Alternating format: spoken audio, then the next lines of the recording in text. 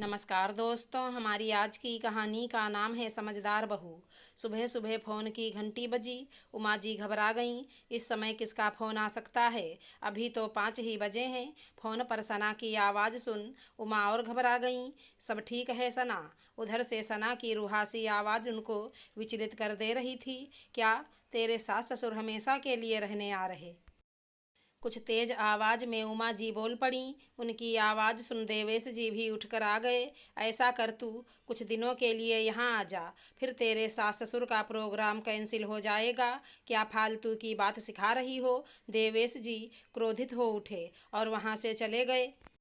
थोड़ी देर बाद उमा जी जब चाय लेकर देवेश जी के पास गईं तो देवेश जी बोल पड़े, देखो उमा, बच्चे देख कर ही सीखते हैं। तुमने भी अपने सास ससुर को कभी अपने पास आने नहीं दिया। सना ने जो देखा वही कर रही, पर मेरा आग्रह है तुम सना को गलत बात की शिक्षा मत दो। कोई भी रिश्ता बिना समर्पण के अधूरा होता है। रोहन अपने माँ बाप का अकेला बेटा है। वे लोग रोहन के पास नहीं आएंगे तो कहाँ जाएंगे? कल को तुम्हारी बहू भी सौरभ से यही कहने लगे, तब तुम्हें कैसा लगेगा? जिंदगी मौके कम और अफसोस ज़्यादा देती है। जिंदगी मौके कम और अफसोस ज़्यादा देती है। देवेश जी की बात सुन उमा जी ने कोई प्रतिक्रिया नहीं दी। उनका दिमाग अभी इस बात पर उलझा है कि सना के सास ससुर को किस तरह वहां आने से रोकें। ये सब कुछ उमा जी की बहू खुशबू सुन रही थी। शाम जब सौरभ ऑफिस से आया तो खुशबू चाय देते हुए बोली, हम लोग भी अलग रहते तो कितना अच्छा लगता। क्या बोल रही हो? सौरभ के हाथ से चाय का प्याला छूटते बचा। आश्चर्य से खुशबू को देखने लगा। उनकी शादी को साल भर हुए हैं और उमा जी के तेज मिजाज होने के बावजूद खुशबू ने कभी भी सौरभ से कोई शिकायत नहीं की। मैं गलत क्या कह रही? वही कह रही हूँ जो घर में देख रही। आखिर बच्चे भी तो वहीं सीखते हैं जो बड़े करते हैं। मम्मी जी ने भी दादी को यहाँ नहीं आने दिया। सना दीदी भी अपनी सास को अपने पास नहीं आने देना चाहती हैं, तो मैं ही क्यों सास के साथ रहूं? खुशबू की तेज आवाज़ सुन उमा जी बोल पड़ी, खुशबू क्या कह रही हो? सौरभ के बगैर हम नहीं रह सकते। जब रोहन जीजा जी के बगैर उनके माँ बाप रह सकते हैं तो आप क्यों नहीं रह सकती? रोहन जीजू भी तो अपने माँ बाप के इकलौते पुत्र हैं। उनकी तो कोई दूसरी संतान भी नहीं है। उमा जी को कोई जवाब नहीं सूझा। सुबह देवेश जी की बात याद आ गई। सही तो कह रहे थे, बहू की तरफ उनका ध्यान ही नहीं गया। अब उमा जी को याद आने लगा, कर्मों का फल यहीं मिल जाता है। आंखों के सामने बूढ़े सास ससुर के चेहरे घूम गए। ख्यालों में सास ससुर की जगह बेटे की राह देखती प्रतीक्षारत आंखों में उनको अपना और देवेश जी का चेहरा दिख गया। घबरा कर वो चीख पड़ी, ऐसा नहीं हो सकता। क्यों नहीं हो सकता माँ? सना दीदी की तरह हम भी आज़ाद रहना चाहते हैं। बेटे की बात सुन उमा जी चीख पड़ी, तू भी बीवी की बातों में आ गया। अब माँ, पापा और जीजू से सीख रहा हूँ, कहकर सौरभ कमरे में चला गया। उमा जी देवेश जी के पास गई, हाथ जोड़ बोली, मुझे क्षमा कर दीजिए, मुझसे गलती हो गई। उमा, मुझसे नहीं, अपने सास और बहू से माफ़ी मांगो। गलत बात ना खुद करो, ना दूसरों को सिखाओ। सना का घर मत तोड़ो, उसे उसके कर्तव्य से विमुख मत करो। मैं नहीं चाहता जो टूटन मैंने झेली वो मेरा दामाद झेले।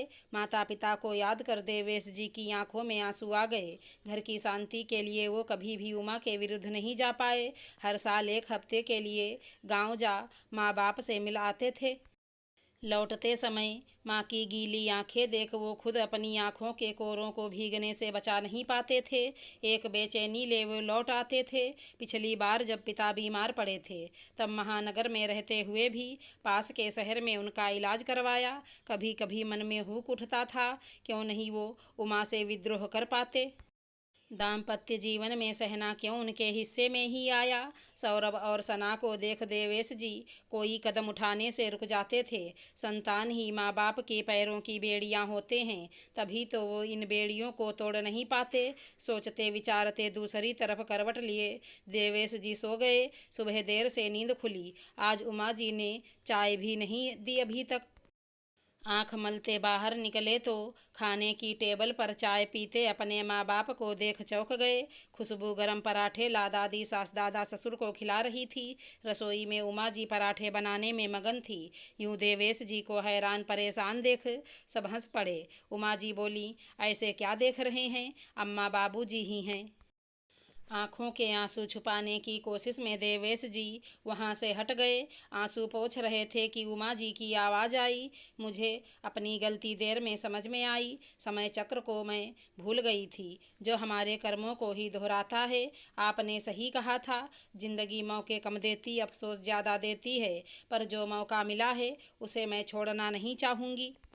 अम्मा बाबूजी अब यहीं रहेंगे। मैं बहुत गलती कर चुकी हूँ, पर अब बाकी जीवन मैं अम्मा बाबूजी की सेवा में समर्पित है। रात टैक्सी कर सौरभ को भेज उमा जी ने सास ससुर को बुला लिया। पैर पकड़ माफ़ी मांगी। माँ बाप तो औलाद की हर गलती माफ़ कर देते हैं, सो उमा जी को भी माफ़ी मिल गई। सना के घर भी वो रोहन के माँ बाप को पहुँचाने की तैयारी करने लगीं। 2 दिन बाद जब सना के घर देवेश जी और उमा जी पहुँचे तो सना की आंखें खुशी से चमक गईं, पर पीछे खड़े सास ससुर को देख उसका चेहरा बुझ गया। रोहन के माँ पापा को आगे कर उमा जी बोलीं, अपने माँ बाप को देख जो खुशी तुम्हें हो रही, उससे कहीं ज़्यादा रोहन को हो रही है। पति से प्यार है, पर पति के माँ बाप भाई बहन दुश्मन क्यों। तेरे पास भी एक बेटा है, कल को ये भी वही करेगा जो तुम्हें करते देखेगा। जब तुम अपने बेटे से दूर नहीं रह सकती तो दूसरे के माँ बाप को बेटे से क्यों दूर कर रही हो। देख सना, मैंने बहुत बड़ी गलती की, पर यह गलती तुम मत करो। सना को बात समझ में आ गई। सास ससुर को हाथ पकड़ अंदर ले आई। रोहन ने कृतज्ञ आंखों से उमा जी को देखा। उमा जी ने हाथ जोड़ लिया। उधर घर पहुँच देवेश जी ने खुशबू को ढेरों आशीर्वाद और धन्यवाद दिया, जिसके एक कड़े कदम ने कई लोगों को रोशनी दिखा दी। उमा जी ने भी अपनी समझदार बहू को गले लगा लिया। अगर हमारी कहानी पसंद आई हो तो चैनल को लाइक शेयर सब्सक्राइब करें। राधे राधे दोस्तों।